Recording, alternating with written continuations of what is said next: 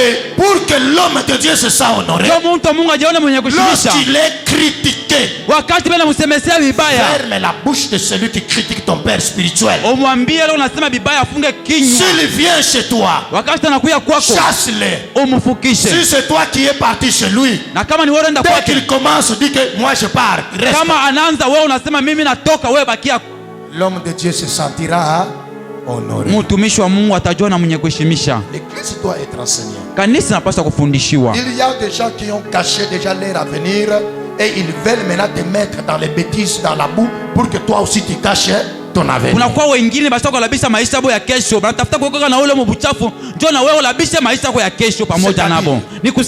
Ils peuvent avoir l'œil de sorcier. Ils observent. Ils cherchent comment ils peuvent te mettre dans la boue. Ils vont tout simplement te mettre à ne pas respecter une loi. Ça s'est passé avec Daniel à Babylone. Tu as des accusateurs, ma soeur. Tu dois te comporter comme une personne qui ne connaît pas qui l'accuse.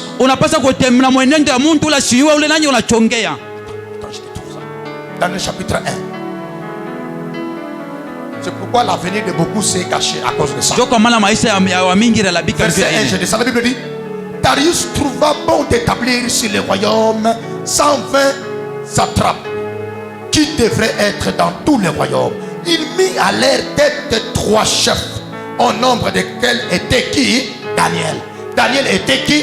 Autochtone? Non, il était étranger là-bas dans ce pays-là, à Babylone. Et la Bible dit: mais Daniel surpassait tous les chefs et les satrapes parce qu'il y avait en lui un esprit supérieur. Amina. Tu as le Saint-Esprit que les autres n'ont pas. Je m'en vais vite, hein? Amina. Alléluia. Amina. Alors les chefs et les satrapes cherchèrent une occasion pour accuser Daniel en ce qui concerne les affaires du royaume. Vous êtes avec moi? Amina. Mais il ne peut trouver aucune occasion, ni une chose à lui reprocher, parce qu'il était fidèle. On n'apercevait chez lui ni fraude, ni faute.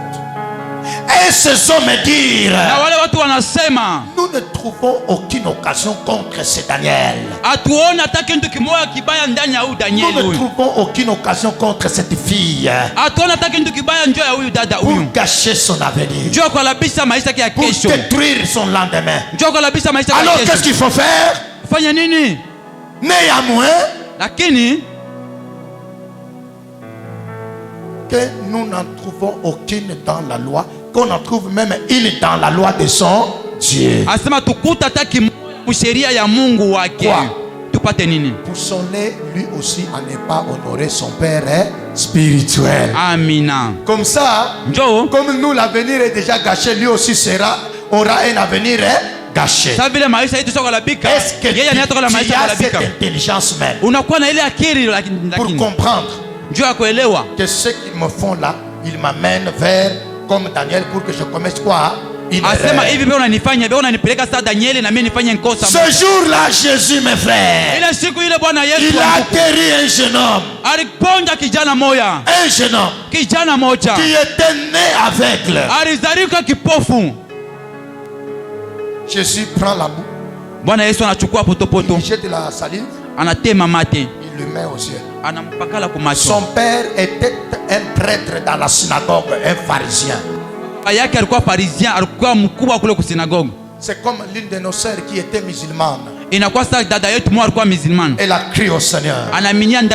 C'est de la même manière que les garçons là. Et cette sœur, sa famille au début l'avait voulu compliquer. Pourquoi tu abandonnes la vie de musulman pour devenir chrétienne? Elle est là. Elle vient aussi de gagner une autre dans le Seigneur. Alléluia. Amina. Mais les tracasseries étaient dans sa vie. Ce garçon avait ce problème. Jean 9, 1 à 25, je ne lirai pas. Amina. Qu'est-ce qui se passe? Pendant qu'il marchait, les propriétaires de l'église où il priait l'ont arrêté. Quelle église? La synagogue. Et vous savez, la synagogue, c'est quelle église? On l'a arrêté. On dit, toi tu étais aveugle, qui t'a fait comme ça là? Et ce qui est vrai, c'est aussi le sabbat on ne travaille pas. Il dit, il y a celui qu'on appelle Jésus, c'est Jésus là.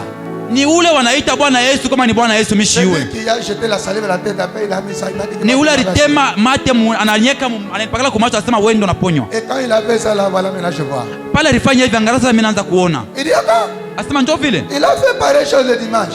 Alifanya kile kitu hivi mjuma. Ça c'est un païen. Ule ni mpagano ule.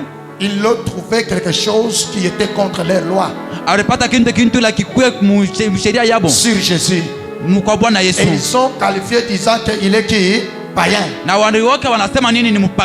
Alors, tellement que l'enfant ne voulait pas écouter, ils ont appelé les parents. Les parents étaient des diacres dans leur église là. Et c'est une honte pour eux de donner gloire à Jésus. Regardez